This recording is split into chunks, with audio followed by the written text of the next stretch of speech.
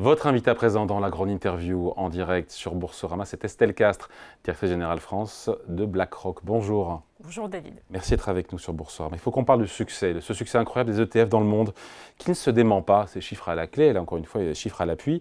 Les encours sur ETF atteignent 14 000 milliards de dollars.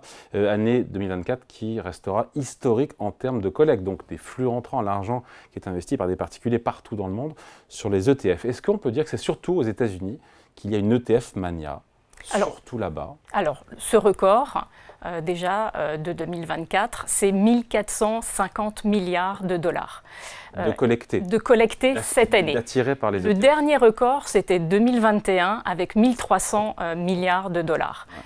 Et cette accélération de l'adoption des ETF, elle est partout dans le monde. Elle n'est pas juste particulièrement centrée aux États-Unis. Même s'il y a vraiment une ETF mania là-bas. Alors, il y a une ETF mania partout. Et clairement, par exemple, en Europe, on vient de sortir une étude People and Money qui montre l'accélération de l'adoption des ETF partout en Europe. Si je regarde la France, donc dans cette même étude, c'est un doublement des investisseurs en ETF depuis 2022, notre dernière étude. Et c'est surtout aussi dans les anticipations, un doublement des investisseurs en ETF en France pour les 12 prochains mois. Et c'est la plus grosse croissance attendue en Europe. Et ça, les Français ne s'y trompent pas. On a lancé il y a 6 mois un ETF sur l'indice Monde, donc le WPEA qui est indexé sur le MSCI World. 1600 plus grandes boîtes. Dans le monde. 1400, un petit peu moins, c'est autour de 1400 entreprises mondiales, donc, qui permet justement aux investisseurs de profiter, de bénéficier de cette croissance mondiale. Dans le cadre d'un PEA. Voilà, dans le cadre d'un PEA, c'est 23 pays, donc bonne diversification. Et quelque part, les ETF, pourquoi cet engouement pour les ETF? D'abord, c'est super simple. C'est très simple. Donc, les ETF, c'est quoi? C'est des fonds cotés en continu qui suivent un indice. Donc cet indice, il peut être n'importe quoi comme indice, ça peut être le S&P, le MSCI dont je viens de parler, l'Eurostoxx. C'est très simple, on peut acheter, on peut vendre dans la journée, on sait exactement à quel prix on est traité. C'est d'une grande profondeur, rien qu'en France, on a 370 ETF enregistrés.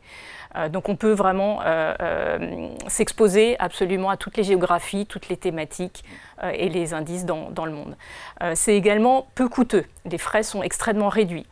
Enfin, c'est vraiment cette capacité de diversification de portefeuille. Donc, c'est vraiment très souvent aussi la première brique dans l'épargne financière des Français. Notamment des jeunes. Et particulièrement des jeunes. Donc, ça, c'est vraiment... Oui, on va en parler des jeunes. Et juste, Estelle Castres, un petit mot sur le fait que finalement, on peut investir quasiment sur tout via les ETF. On a dit des actions, des obligations, de l'or, des matières premières, des thématiques, des infrastructures, de l'immobilier, du bitcoin. On peut investir sur tout.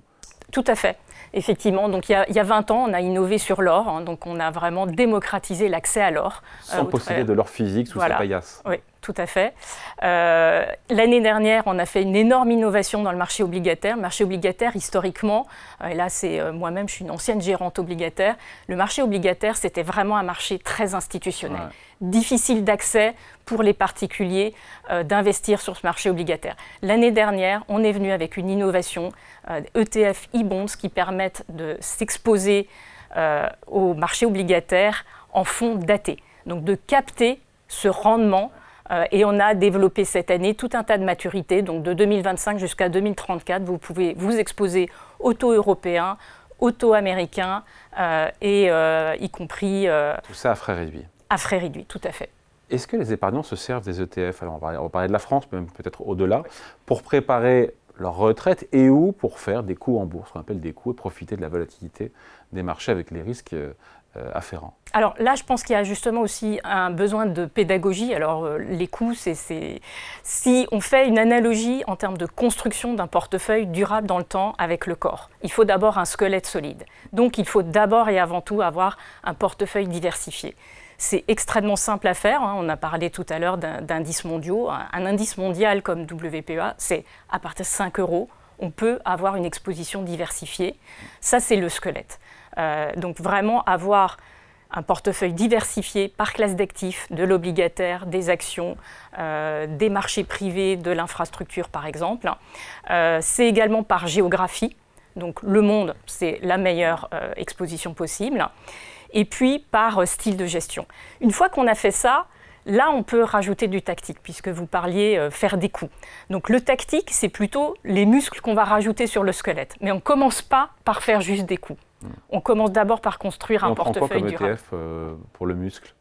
Pour les tactiques, on prend quel type d'ETF? Alors, pour le tactique, on peut prendre ce que l'on veut. Il y a plein de profondeur. Nous, aujourd'hui, notre conviction, et ce n'est pas juste du tactique, notre conviction, qui est en plus renforcée par les événements que l'on voit sur les dernières semaines, la victoire de Donald Trump, et l'accélération très forte sur l'intelligence artificielle. Vraiment, quand on regarde notamment... Comment on joue l'IA alors? Comment on joue l'IA via des ETF? Alors, on peut jouer l'IA au travers de plusieurs moyens. D'abord, le premier, c'est tout simplement déjà les secteurs de la tech. Et dans les ETF, vous avez des ETF tech, vous avez des ETF qui jouent l'intelligence artificielle, la robotique, la blockchain, donc tout un tas d'ETF vraiment précis, spécialisés. Maintenant, l'intelligence artificielle, et ça c'est notre conviction, c'est qu'aujourd'hui, elle dépasse largement le secteur de la technologie. En fait, l'intelligence artificielle, elle est en train de commencer à diffuser dans tout un tas de secteurs. Et quand on décompose la performance du S&P cette année, donc S&P 500, si on regarde la première partie de l'année, vous avez les 7 magnifiques, qui effectivement, eux, sont dans le secteur de la tech et portés par l'intelligence artificielle, ont amené le S&P ont quelque part alimenté la performance du S&P à plus de 73%. La deuxième partie de l'année... Concentration historique. Grosse concentration. Mais la deuxième partie de l'année, elle est particulièrement intéressante et elle rejoint vraiment notre conviction forte, c'est que la diffusion même de l'intelligence artificielle, elle est en train d'arriver dans tout un tas d'autres secteurs. Et quand vous regardez les résultats du troisième trimestre des entreprises du S&P, donc on n'a pas encore complètement terminé, on a Nvidia dans 2 jours, ce qu'on peut déjà en tirer comme conclusion, c'est que vous avez plus de 65% des entreprises du S&P, donc pas que du secteur de la tech, qui soulignent à quel point l'intelligence artificielle est en train de transformer leur business. Bon. Parler de Trump d'ailleurs, tiens, est-ce que c'est l'élection, Estelle Castres, de Donald Trump, ça peut avoir un impact positif sur les ETF ou pas? Je ne sais pas, je fais un rapport avec le fait qu'il est, on sait que maintenant, ça n'a pas toujours été le cas, mais il est favorable aux crypto-monnaies. On sait qu'il existe aux États-Unis des ETF sur le Bitcoin. Est-ce qu'il peut y avoir un effet Trump aussi sur les ETF? Alors, on l'a vu. Alors, l'effet Trump sur les ETF, notamment par le fait tout simplement qu'il va changer un certain nombre il va simplifier un certain nombre de règles aux États-Unis et ça ne touche pas que les cryptocurrencies, hein, ça touche vraiment tout un pan de l'économie. Nous, notre conviction, c'est que en fait, aujourd'hui, clairement, on garde un très gros biais sur les actions américaines. Pourquoi? Parce que Trump est surtout pro-business. Il va vraiment aider les entreprises américaines à aller encore plus loin en termes de croissance et de bénéfices. Il faut regarder en fait que tout ce qu'il a déjà annoncé, que ce soit les freins sur l'immigration, les taxes aux importations, etc., tout ça c'est très inflationniste. En tout cas, on peut anticiper une remontée de l'inflation. Donc nous, dans ce contexte-là, c'est plutôt positif pour les entreprises américaines. Nous, on préfère l'obligataire européen en termes de conviction aujourd'hui.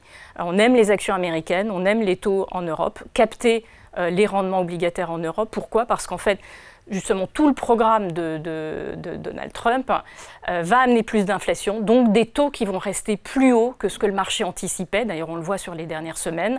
On a déjà réanticipé, le marché anticipait plus de 200 points de base de baisse de taux en septembre. Aujourd'hui, on est à peu près à 100 points de base et on voit bien que c'est en train de corriger très fortement.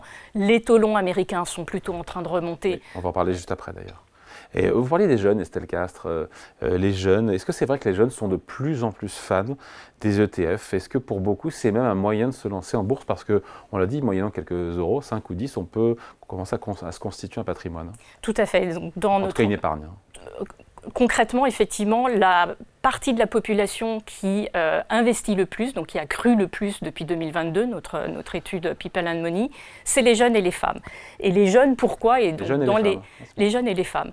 Et donc les jeunes, 18-35 ans, sont clairement la partie de la population qui investit le plus, et notamment en ETF. Pourquoi? Parce qu'en fait, c'est justement pour toutes les raisons que je donnais tout à l'heure, hein, la simplicité, l'accès, le coût, et effectivement, même avec 5 €, vous pouvez investir dans une offre assez large d'ETF. C'est vraiment ces atouts-là qui permettent de dire que l'ETF, c'est vraiment l'outil de la démocratisation de l'épargne. Et les Français, et notamment les jeunes, ne s'y trompent pas, puisqu'ils sont de plus en plus nombreux à investir. Nombreux et connectés, parce qu'effectivement, l'essor des plateformes d'investissement en ligne, c'est aussi ça qui a permis aux ETF de monter en puissance, notamment, et je reboucle avec ce qu'on dit, auprès des jeunes. Tout à fait. Alors c'est quasiment plus de 70% de la collecte sur les 2 dernières années passe par des plateformes digitales. Mais les plateformes classiques ou les réseaux classiques sont également très importants dans cette collecte. Et ce qui est aussi assez notable dans cette étude, c'est que les jeunes comme les moins jeunes, en France, ont encore besoin de beaucoup de conseils. Donc il y a beaucoup de pédagogie à faire sur les ETF, se constituer un portefeuille diversifié et surtout durable sur le long terme. Et une des solutions, c'est vraiment de placer de l'argent régulièrement, même mettre 50-100 € tous les mois. Ça permet de lisser ses points d'entrée et donc de lisser aussi la volatilité des marchés. On parle des jeunes, mais les quadras, les quinquas, les seniors, eux aussi succombent aux ETF ou on a de plus en plus de clients, effectivement, et partout en Europe, mais particulièrement en France. Hein, la France est vraiment le pays où on voit la plus forte croissance dans les prochaines années. Oui. Ouais, parce que le BlackRock dans le monde, il faut donner le chiffre, c'est 11 500 milliards de dollars, je crois que c'est ça le chiffre. Hein. Oui. La France là-dedans, c'est quoi? Parce que bon, c'est la France peut-être pas comparer. En Europe, que pèse l'Europe et que pèse la France en Europe? Alors la France est très importante pour BlackRock. L'Allemagne est plus gros en termes de business. Alors, la France est... L'Allemagne est plus grosse en termes de business et de collecte sur les dernières années, mais la France est la zone de grosse croissance. Donc ça, c'est vraiment le point premier. Le deuxième point, c'est que nous sommes... donc, en France, en fait, nous servons toute typologie de clients, que ce soit justement les plateformes digitales dont on vient de parler, les réseaux classiques, banques, assurances, les gérants de patrimoine et les clients institutionnels. On n'a en fait pas une seule conversation, en tout cas moi, dans toutes les conversations que je peux avoir avec des clients sur la dernière année, il n'y a pas une conversation client institutionnel comme distributeur où on ne parle pas d'ETF et de plan d'épargne ETF. Et la France, c'est également pour nous, chez BlackRock, une terre d'investissement. On investit, donc on amène... Il y a du potentiel. Voilà, on amène des investissements en France. Donc nous sommes net importateurs d'investissements pour plus de 240 milliards d'euros. Et ça, c'est sur les actions, sur l'obligataire, mais également sur les marchés privés. On aime par exemple les licornes françaises, les ETI, les PME, notamment sur des secteurs comme la technologie, la santé, la health tech, hein, qui fait le lien entre les deux. Ça, ce sont vraiment des secteurs privilégiés. Et on a aussi beaucoup investi en infrastructures renouvelables en France. Après, le marché américain est énorme, mais il est mature. Le marché français est plus petit, mais il a du potentiel, il croît très vite. Le jour où on est au même taux d'équipement que les Américains, ça correspond à quoi le marché français? Je crois qu'une transaction sur deux, là je parle de mémoire aux États-Unis, une transaction sur deux se fait via des ETF. Alors, le marché américain... Il est vrai ce chiffre, hein? Oui, alors le marché américain a cette particularité aujourd'hui, c'est que vous avez en fait un avantage fiscal de traiter en ETF. J'ai lu ça, mais c'est génial. Donc en fait, c'est quoi cet avantage fiscal? Alors pour les particuliers, c'est un avantage fiscal comme quand vous traitez des actions. Voilà, donc il y a un avantage et les ETF sont traités, sont cotés, donc ils ont les mêmes avantages que les actions. Et donc de par cet avantage fiscal et aussi cette simplicité de traiter des ETF, il faut voir que les ETF, c'est une enveloppe, hein, c'est une enveloppe d'investissement. En fait, le marché américain s'est complètement transformé. Donc vous avez énormément de fonds qui sont les équivalents de nos fonds UCITS en Europe, hein, donc c'est les 40 Act américains, qui ont été transformés en ETF sur les dernières années. Donc un engouement énorme pour les ETF et leur simplicité et leur flexibilité. Mais je reviens sur la France. Oui. Ça pèse combien le marché français des ETF? J'ai aucune idée. Alors, aujourd'hui... Où est-ce qu'on est aujourd'hui? Oui. Où est-ce qu'on peut aller dans 5 ans? Oui. Si on se rapproche, encore une fois, si la croissance, si ça continue de doubler chaque année, ce que je vous souhaite, et si on se rapproche si on adopte les ETF comme les Américains, ou si on approche, combien pèsera le gâteau en France des ETF? Alors, déjà, aujourd'hui en France, les Français investissent moins que les Américains sur les marchés financiers. Alors, un chiffre. Les ETF en France, c'est à peu près 1,2 million. de particuliers et d'investisseurs. Okay. C'est un chiffre que l'on voit plus que doubler dans les 12 prochains mois et qui est en très très forte accélération. Ce qu'il faut dire aussi, c'est que les Français investissent à 29% sur les marchés financiers. Donc déjà, si on compare par exemple, ne serait-ce que par rapport aux Allemands, les Allemands, c'est 38% de la population qui investit. Donc on voit bien déjà cette capacité d'accroître cette démocratisation et se constituer ce bas de laine et ce portefeuille durable dans le temps. Donc ça, c'est vraiment donc c'est des millions et des millions d'investisseurs que nous anticipons qui rentreront dans ce marché des ETF dans les années à venir. Avec les femmes aussi, on parlait des jeunes. Oui. Pourquoi les femmes spécialement? On a des stats qui montrent que de plus en plus de femmes utilisent l'ETF. Alors oui, donc sur les 2 dernières années, hausse de 35% des femmes. Il faut plutôt s'en réjouir. Pourquoi? Parce que déjà les femmes avec des carrières hachées, des différences de salaire qui sont quand même encore présentes, on arrive à la retraite avec un gap de revenus ou 30, même entre 30 et 40%.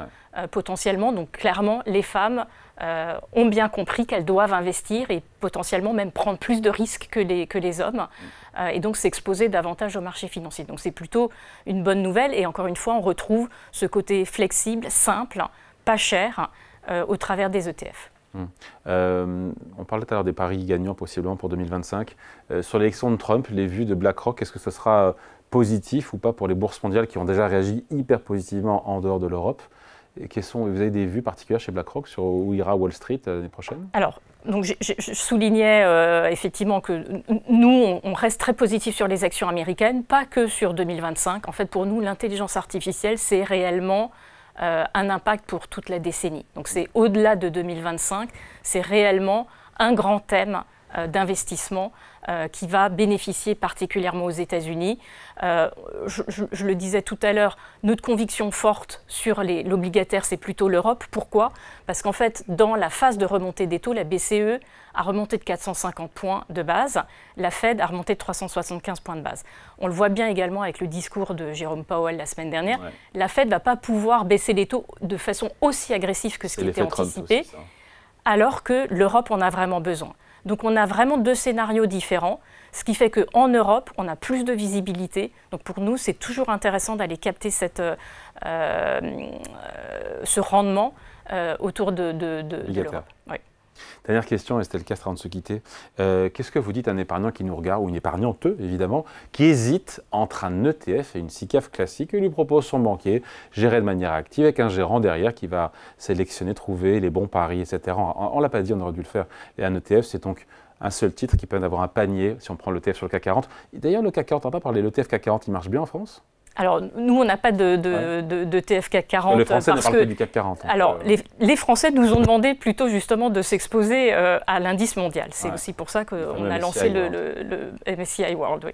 Alors, pour répondre à votre question, en fait, gestion active, gestion indicielle, très souvent, on les met les uns contre les autres. Il y a le match, on met le match. En fait, si je reviens sur mon corps humain et mon squelette, en fait, ce n'est pas l'un contre l'autre, c'est l'un avec l'autre. Et les ETF, c'est quelque part le pont entre la gestion indicielle et la gestion active.